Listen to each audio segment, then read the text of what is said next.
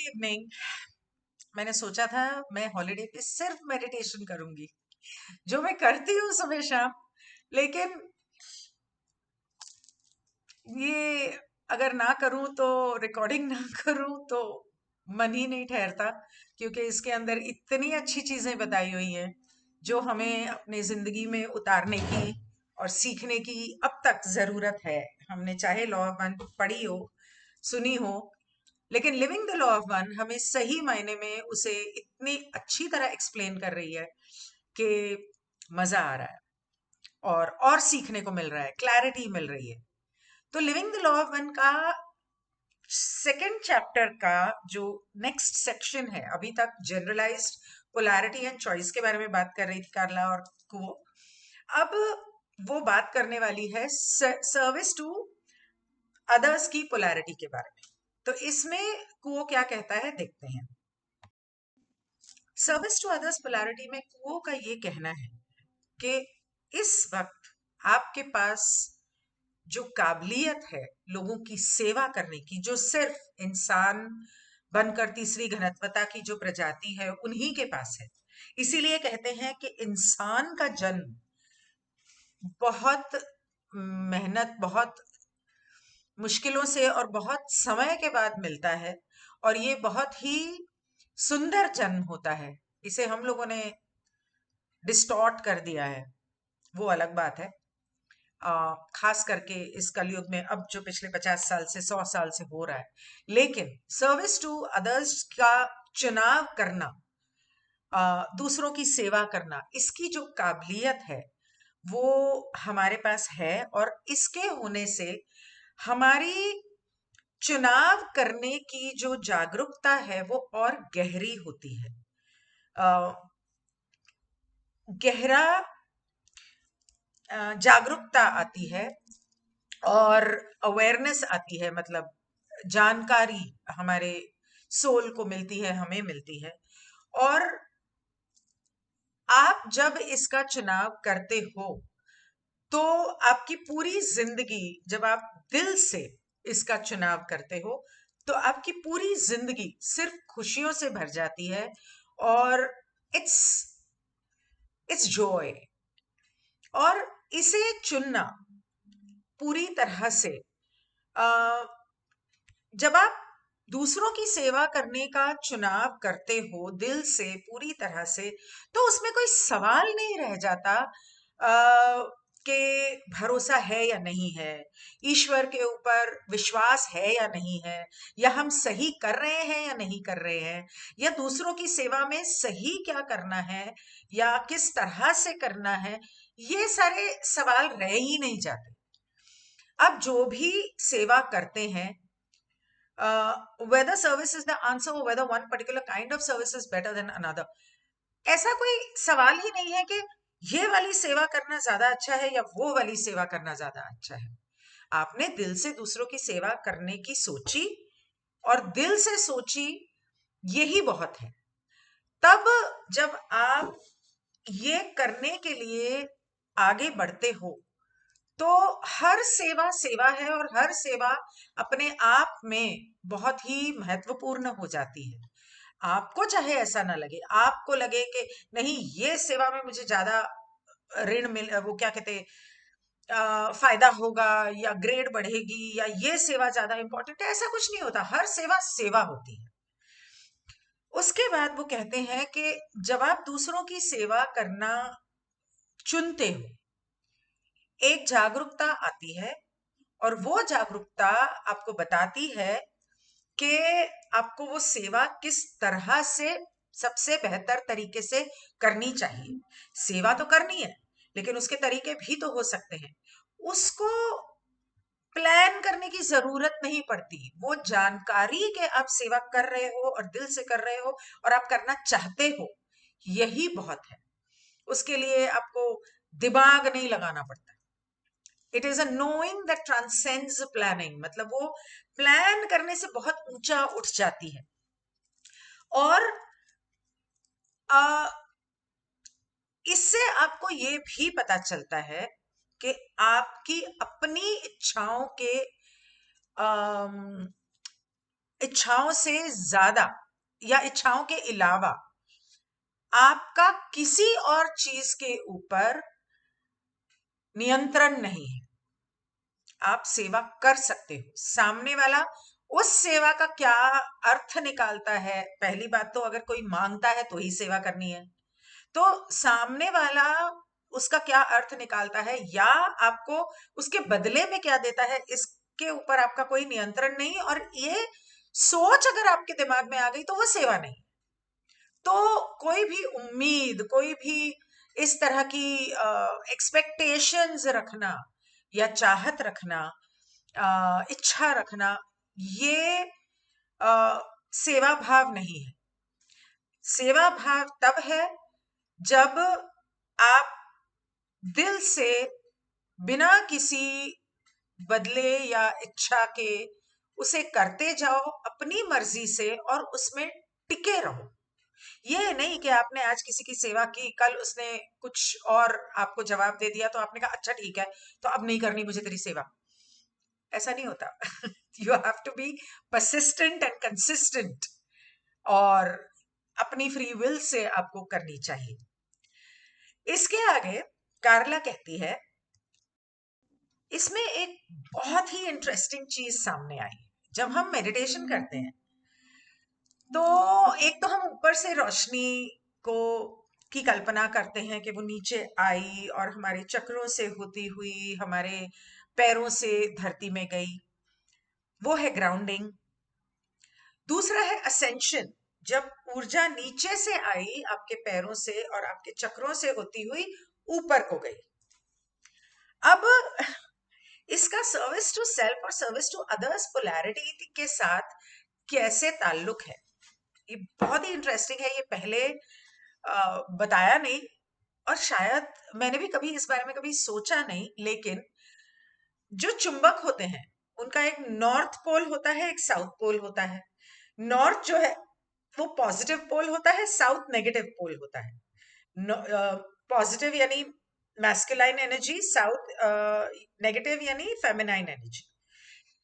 North यानी रोशनी सूरज की ऊपर से आती है और वो मैस्कुलाइन एनर्जी है, सूरज हमारा पिता है। और नेगेटिव पोल यानी धरती की ऊर्जा, मतलब कि फेमिनाइन एनर्जी, क्योंकि धरती माँ है। तो हम जो इंसान हैं, हमारी आध्यात्मिक जो बनाया है भगवान ने या कॉन्फिडरेशन जैसे कहती है, हमारा भी उसी तरह से एक सेटअप किया हुआ है। जब तक आपकी ऊर्जा पैरों से होती हुई ऊपर होती हुई यहां से नहीं निकलेगी तब तक सर्विस टू अदर्स की पोलैरिटी किस तरह से पूरी कर पाओगे आप। लेकिन सिर्फ ये भी जरूरी नहीं है, ये भी जरूरी है, ग्राउंडिंग भी जरूरी है सही तरीके से आपको थाम के रखने के लिए। अब नॉर्थ या पॉजिटिव पोल को सर्विस टू अदर्स कहते हैं। जब आपकी ऊर्जा साउथ से होती हुई ऊपर को जाती है, क्योंकि जब हम मेडिटेशन करते हैं तो वो जो बनता है हमारे आसपास रेजोनेट बलून, उसको क्या कहते हैं, टॉरेंट, पता नहीं क्या, मुझे याद नहीं आ रहा। तो वो जो होता है ऊपर की ओर जो है वो सर्विस टू अदर्स होता है। जब आपकी ऊर्जा यहाँ पहुंचेगी तो हार्ट से लेकर पहुंचेगी, तभी आप सर्विस टू अदर्स का झुकाव आपका सही हो पाएगा। और जो साउथ का नेगेटिव पोल का है वो है सर्विस टू सेल्फ की पोलैरिटी। मतलब कि आप ग्राउंडिंग जब करते हो तो ग्राउंडिंग जरूरी होती है, एक्चुअली दोनों का संतुलन जरूरी होता है। लेकिन जब आप ग्राउंडिंग करते हो इसका मतलब कि आप प्रैक्टिकल होते हो। फेमिनाइन एनर्जी होता है रिसीव करना और मैस्कुलाइन एनर्जी होता है देना। तो ये देता है, इसलिए ये सर्विस टू अदर्स है। और ये एब्जॉर्ब करता है, रिसीव करता है अर्थ एनर्जी, फेमिनाइन एनर्जी, इसीलिए वो सर्विस टू सेल्फ है। तो एक तरह से कह लें कि वो सिर्फ देता है और ये सिर्फ लेता है। ऐसा है नहीं, पर समझाने के लिए कह रही हूँ। उसके बाद वो कहती है कि रोशनी जो है वो हमेशा नीचे से ऊपर को जाती है। जो हम सभी जानते हैं। अगर आपको क्राउन चक्र खोलना है, आपको अपने चक्रास को बैलेंस करना है, तो आपको ऊर्जा जब तक नीचे से रूट चक्र से पैरों से ऊपर की ओर नहीं बढ़ेगी और हर चक्र खुला हुआ नहीं होगा, अगर खुला हुआ नहीं होगा तो वो ब्लॉक हो जाएगी, फिर वो यहां से आएगी नहीं।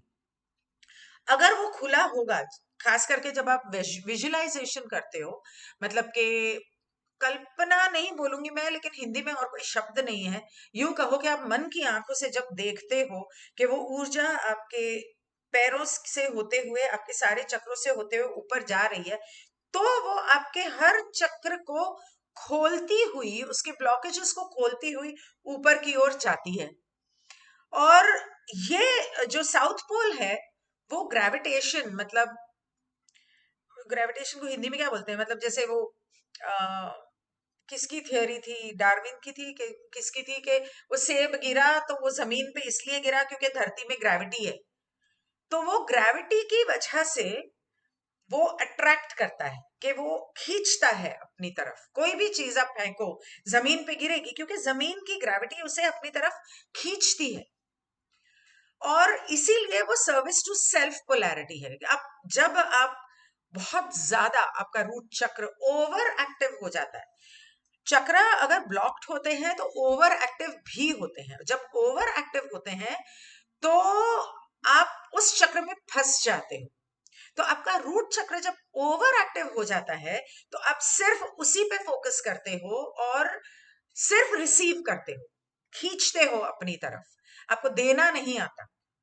और नॉर्थ पोल जो होता है, वो जब नीचे से ऊर्जा ऊपर जाती है तो वो नीचे की ऊर्जा को यहां पर इकट्ठा करके फिर उसे चारों तरफ फैलाती है। आगे वो कहती है, सर्विस टू सेल्फ पोलैरिटी, अगर कोई उस रास्ते पर चलना चाहता है तो उन्हें कॉन्फेडरेशन के हिसाब से उन्हें ब्लैक मैजिक सीखना चाहिए, सीखना पड़ता है और करना पड़ता है। और कॉन्फेडरेशन कहती है कि आप कोई भी रास्ता चुनो, दूसरों की सेवा का या अपनी सेवा का, पॉजिटिव हो या नेगेटिव हो, आप जिस तरफ भी अपना झुकाव बढ़ाना चाहते हो, वो तभी काम करेगा जब आप इस धरती से अगली घनत्वता में जाओगे। या धरती, सॉरी, ग्रेजुएशन, हाँ, वो तभी काम करेगा जब आप धरती की घनत्वता में चुनाव करके अपना रास्ता चुनते हो और उस तरफ जाते हो। आपने यहां पर चुनाव तो कर लिया, पर अगली घनत्वता में आप तभी जाओगे जब आप यहां पे ग्रेजुएट हो जाते हो। फर्क सिर्फ इतना है, ग्रेजुएशन सिर्फ एक ही हालात में नहीं होती, जब आपने अपना चुनाव नहीं किया। अब थोड़ा सा ये भी करना चाहते हो, अब थोड़ा सा ये भी करना चाहते हो, और आप ये भी करते हो और ये भी करते हो, और आप कंफ्यूज्ड हो कि मैं चाहता क्या हूं। दूसरों की सेवा कर सकता हूं, हाँ, लेकिन मुझे ये भी चाहिए, तो इसमें मेरा नुकसान है, लेकिन नहीं। तो वो जो कंफ्यूज स्टेट ऑफ माइंड होता है ना, उस हालात में आपकी ग्रेजुएशन नहीं होगी। बाकी अगर आपने इस धरती पर अपना चुनाव कर लिया है, ये लॉ ऑफ वन में पा बहुत बार समझा चुके हैं, इस धरती पर अगर आपने अपना चुनाव कर लिया है, अपना झुकाव चुन लिया है, और उसके अंदर आप पूरी शिद्दत से लगे हुए हैं, दिल से, तो आपकी ग्रेजुएशन तो डेफिनेटली होगी, जिस तरफ भी आप जाना चाहो। नहीं होगी तो अगर आपने चुनाव नहीं किया। इसलिए अगर आप अब भी नहीं जानते कि आप किस तरफ जाना चाहते हो, तो मेडिटेशन करो, सोचो समझो, उस उन दोनों के नतीजों को सोचो समझो, या तो फिर इस घनत्वता में अपनी जिंदगी को सोच समझ लो, और उस हिसाब से जब भी आप रेडी हो तो अपना चुनाव करके उस हिसाब से आपको मन वचन कर्म और दिल से उसमें लग जाना चाहिए। अब कॉन्फेडरेशन जो है वो एक ग्रुप है, एक समूह है, जो दूसरों की सेवा की तरफ लगे हुए हैं। कार्ला कहती है कि मैं भी दूसरों की सेवा की तरफ लगी हुई हूं। इसीलिए अगर आप अपनी सेवा की तरफ के रास्ते पे जाना चाहते हो तो आपको इससे आगे नहीं पढ़ना चाहिए, नहीं सुनना चाहिए, और कोई और रास्ता ढूंढ लेना चाहिए, कोई और तरीका ढूंढ लेना चाहिए जहां आप जान सको कि वहां पे कैसे पहुंचना है। अब इसमें आगे है या नहीं मुझे नहीं पता, शायद है, लेकिन वो कहती है कि हम लोग दूसरों की सेवा की तरफ हैं, इसलिए इसमें ये चीज बेहतर समझाई है। तो आप अपना रास्ता नापो बेसिकली, और आगे कैसे बढ़ना है उसके लिए कोई और किताब ढूंढ लो। और अगर आप दूसरों की सेवा करना चाहते हो और उस रास्ते पर चलना चाहते हो तो आगे चलना। फिर वो आगे कहती है कि धर्म के जो विभाजन हुए पड़े हैं दुनिया में, धर्म जो है वो आमतौर पे हमें दूसरों की सेवा की तरफ झुकाव बनाने के लिए कहता है, लेकिन वो जीसस का जो एक प्रतिबिंब बनाया हुआ है, जहां पर उसे ऐसे वो लकड़ी के ऊपर उसे कीलों से क्रूसिफाई किया हुआ है, उसकी वजह से बहुत लोग दूसरों की सेवा नहीं करना चाहते और वो सोचते हैं कि बाप रे दूसरों की सेवा करें, हमें भी ऐसे टांग देंगे, ना ना कौन करेगा ये, हम अपने आप में ही खुश हैं। तो इस वजह से क्रिश्चियंस में तो इस वजह से शायद वो कह रही है, मुझे नहीं पता कि सच में इस वजह से लोग नहीं करना चाहते। वो जमाना था, ये जमाना अलग है, पर हाँ यहाँ पर भी जो लोग एक्चुअली हाँ पिछले 4 साल 5 साल में या पिछले 10-15 साल से जो बहुत सारी बातें सामने आई हैं कि जिन लोगों ने सत्य को लोगों के सामने लाने की कोशिश की उन्हें मार दिया गया, और जिन लोगों ने दूसरों की सेवा का रास्ता अपनाया अपने तरीके से उन्हें भी खत्म कर दिया गया, किसी ना किसी बहाने से, कोई एक्सीडेंट, किसी का सुइसाइड बता दिया, किसी का कुछ बता दिया, कोई डिसअपियर हो गया, गायब हो गया। तो इस वजह से बहुत सारे लोग दूसरों की सेवा का रास्ता अपनाना चाहते नहीं है। अब इतने बड़े लेवल पे नहीं, लेकिन हर लेवल पे, छोटे से छोटे लेवल पे, अपने घर के लेवल पे, अपनी सोसाइटी के लेवल पे कर सकते हो। और वो कहती है कि जब जीसस क्राइस्ट का उदाहरण देते हैं कि उन्होंने बिना किसी शर्त के, बिना किसी इच्छा के, बिना किसी चाहत के लोगों में इतना प्यार दिया कि उन्हें मौत को गले लगाना पड़ा, तो ये जो उदाहरण है ये इतना सुंदर अपने आप में, इतना बढ़िया उदाहरण है या निशानी है उस अनकंडीशनल प्रेम की, उस पवित्र प्रेम की, ईश्वरीय प्रेम की, कि उसे हम अपनी रोजमर्रा की जिंदगी में, हमारे कर्मों में, हमारे चुनाव में, हमारी सोच में बदलना हमारे लिए शायद थोड़ा सा मुश्किल हो जाता है। कॉन्फेडरेशन कहती है कि दूसरों की सेवा का जो रास्ता है वहां पर अपने स्वभाव को, अपने चरित्र को, अपने व्यवहार को हमेशा पॉजिटिव रखने की जरूरत पड़ती है, और उस रास्ते पर चलने से आपका स्वभाव हमेशा पॉजिटिव, सेवा भाव वाला और प्रेम वाला हो जाता है, जो हमें सही फैसले करने में मदद करता है। इस व्यवहार और इस सोच का जो मूल है वो है जागरूकता। जागरूकता जो इस बात की जागरूकता कि ये पूरा ब्रह्मांड जो है ये पूरा एक है, अम, एक ऐसी ऊर्जा और एक ऐसी जगह जहां पे हर चीज से जुड़ी हुई है, हर चीज एक है, और हर चीज केवल पवित्र प्रेम से बनी है जिसका हम सभी एक हिस्सा हैं।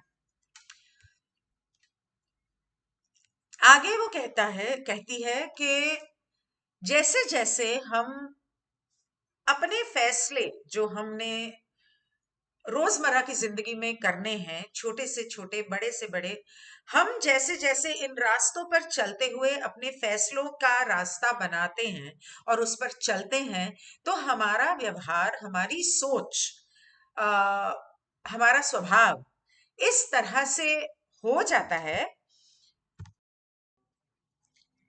इस तरह से हो जाता है कि हम हर चीज को एक बड़े तौर पे देखते हैं कि ये यहाँ पर है, ठीक है, ये यहाँ पर है, तो इसे यहाँ रखा, लेकिन इससे क्या फर्क पड़ रहा है? क्या इससे इस पूरी जगह की ऊर्जा सुंदर हो रही है? क्या इससे किसी को कोई फायदा हो रहा है? क्या मेरे ऐसा करने से या सोचने से या कहने से किसी का नुकसान तो नहीं हो रहा है? मैं जो कह रहा हूं, सोच रहा हूं या कर रहा हूं, किसी का दिल तो नहीं दुख रहा है?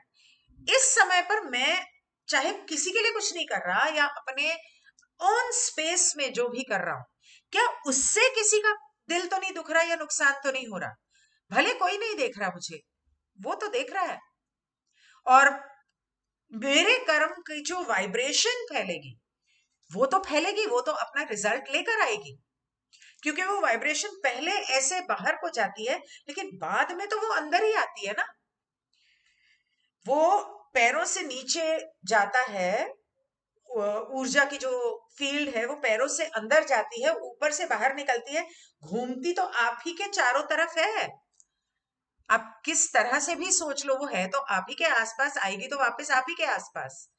तो जब हम ये रास्ता अपनाते हैं हमारी रोजमर्रा की जिंदगी में, तो हम हर चीज को एक बड़े स्तर पे या ईश्वर के नजरिए से देखना शुरू करते हैं, और तब हम बेहतर फैसला कर सकते हैं, कर पाते हैं कि हम जो कर रहे हैं या सोच रहे हैं या कह रहे हैं, उसके अंदर हमारे नैतिक अ, नैतिक मूल जो हैं, क्या वो उसमें हमने लागू किए हैं या हमें लागू करने की जरूरत है, या जो हम कर रहे हैं वो मॉरल्स, आइडियल्स, एथिक्स के हिसाब से क्या वो सही है?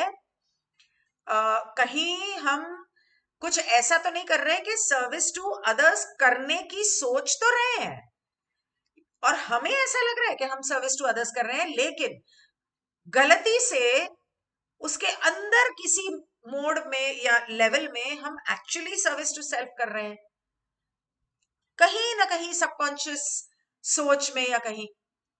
तो वहां पर जब आप दिल से सही तरीके से ये फैसला करते हो, इस रास्ते पर चलते हो, तो दिन ब दिन थोड़ा वक्त लगता है, समय लगता है, बार बार रास्ते में रुकावटें आती हैं और आपको सही चुनाव करने पड़ते हैं। कभी कभी आप भटक भी जाते हो, कभी कभी आप ओ तेरी बैटरी, कभी कभी आप रियलाइज नहीं करते हो, कॉन्टेम्पलेट करना पड़ता है, सोचना पड़ता है, अपने ऊपर ध्यान देना पड़ता है कि मैंने ऐसे किया, ठीक है ना, मतलब कहीं इसमें मैं कुछ स्वार्थ तो नहीं है मेरा, मैं कुछ गलत तो नहीं कर रहा, या मेरी सोच में कहीं कोई सेल्फिश मोटिव तो नहीं है। तो कभी कभी ऐसा वक्त आता है, धीरे धीरे। अब बच्चा 2 दिन में तो चलना सीखेगा नहीं, तो गिरेगा भी, चोट भी लगेगी, तभी सीखेगा। लेकिन सीखेगा वो तभी जब वो खुद कोशिश करे। कोई किसी को चला नहीं सकता इस रास्ते पर, तो खास करके कोई किसी को चला नहीं सकता, कोई किसी को समझा नहीं सकता कि यहां तुम गलत हो, यहां तुम्हें ये नहीं करना, या इस चीज को तुम्हें ऐसा करना है, क्योंकि फ्री विल लगी है। और सेकेंडली, फ्री विल में जैसे कि पा ने बताया है कि फ्री विल में आपको अपनी गलतियां या जजमेंट्स किसी और के साथ डिस्कस नहीं करने चाहिए, उसमें आप खुद अपनी फ्री विल की इंफ्रिंजमेंट कर रहे हो। आगे वो कहती है कि हमें चुनने का मौका रोज हर पल मिलता है। जब हम सड़क पे चल रहे हैं, जब बहुत ज्यादा ट्रैफिक है और उसके अंदर हमें थोड़ा सा ब्रेक लगाना पड़ता है, और जो इंसान, एक मिनट, के मतलब ट्रैफिक बहुत ज्यादा है लेकिन कोई काटना चाहता है, कोई ओवरटेक करना चाहता है, किसी को जल्दी है, और उस समय पर झुंझलाने के बजाय, चाहे आपको जल्दी है, आपको भी जल्दी हो सकती है, झुंझलाने के बजाय अगर आप उस इंसान को बड़े प्यार से कहते हो हाँ ठीक है तू निकल जा, कोई बात नहीं, इट्स ऑल राइट, आपकी गाड़ी बंद है, आप क्या बोल रहे हो उसको सुनाई नहीं दे रहा, लेकिन आपके हाव भाव उसको बता रहे हैं। सेकेंडली, बिकॉज हम सब एक ही ऊर्जा के बने हैं, आपके मन में जो भावना आएगी उसको वो महसूस हो जाती है। करके देख लेना, करके देखना एक दिन।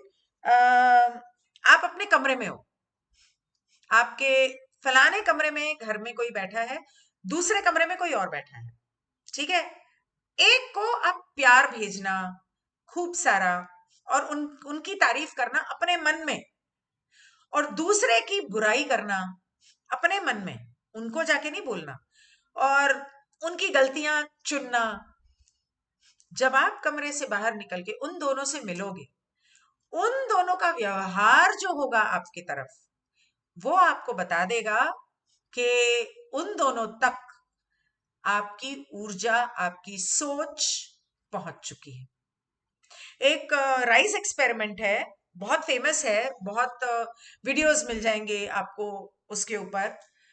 राइस एक्सपेरिमेंट में चावल को 2 कांच के डब्बों में डाला गया, एक के ऊपर लिख दिया गया I love you, you are amazing, जो भी आप चावल रखो, कुछ भी रखो, ठीक है, कोई भी फ्रूट या कोई भी सब्जी या कोई भी कुछ भी रख के देख लो आप, और आप चाहो तो उसमें बोल सकते हो लिखने के बजाय, और ढक के उसको एक अलमारी में रख दिया। पका हुआ चावल, हाँ, कच्चा नहीं। दूसरे डब्बे में आपने चावल के ऊपर लिखा आई हेट यू, तुम बहुत बुरे हो, मुझे तुम्हारा स्वाद बिल्कुल पसंद नहीं, ये है वो है, और उसको ढक्कन बंद करके दोनों को एक ही जगह पर रखा, साथ में पकाया, साथ में डब्बे में डाला, साथ में एक ही जगह पर रखा। जिसमें आपने नफरत भेजी है वो शायद कल परसों तक खराब हो जाएगा, उसमें फंगस लग जाएगा, पर जिसमें आपने प्यार भेजा है वो शायद हफ्ते 10 दिन तक भी खराब ना हो। ये पानी के साथ भी करके देख लो आप 2 ग्लास पानी लो, एक में आई लव यू बोलो या लिख दो, रात को रख दो उसे टेबल पे, मतलब जैसे आज आपने ग्लास में आई लव यू बोला, लिखा, उसे टेबल पे रख दिया, या लिख के पर्ची नीचे रखी, उसके ऊपर ग्लास रखा, जैसे भी, और आपने अगले दिन सुबह वो पानी पी लिया, और सारा दिन आप नोट करना, आप बहुत खुश रहोगे। अगले दिन उसी ग्लास पे, मतलब वैसे ही एक ग्लास पे आप आई हेट यू बोल दो, या बुराई कर दो, हॉरिबल गालियां दे दो, जैसे भी आपका मन करे, या उसके नीचे पेपर रख दो, और वो ग्लास रखो, और अगले दिन सुबह पीना, फिर देखना आपका दिन कैसे जाता है। इसलिए कभी भी किसी को पानी देते वक्त अगर उसके अंदर सिर्फ आई लव यू विस्पर कर दोगे, पति को खाना देते वक्त खाने में थाली में डाला आई लव यू ऐसे कर दिया, कित्थे जाएगा। तो ये छोटी छोटी चीजें जो हैं रोजमर्रा की जिंदगी में, ये होता है जो हमारे चुनाव को पक्का करता है, और हमारे जिस रास्ते पर हम निकले हैं उस पे हमें और दृढ़ करता है, और हमें उस रास्ते पर हमारी एक तरह से ग्रेड बनाता है। 30 मिनट होने वाले हैं, मैं एक और रिकॉर्डिंग कर लेती हूँ, ये वाला मैं अब यही रोकती हूँ। Thank you so much, bye.